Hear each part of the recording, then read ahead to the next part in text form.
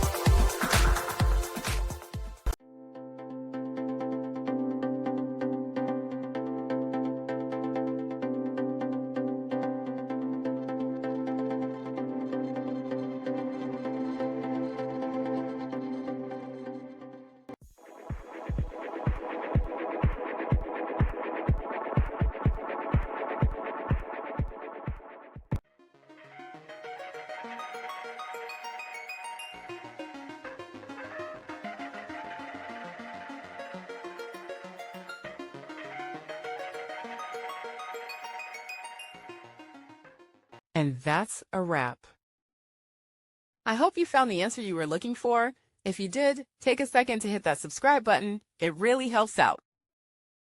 And let me know in the comments which solution worked best for you. See you next time in the debug zone.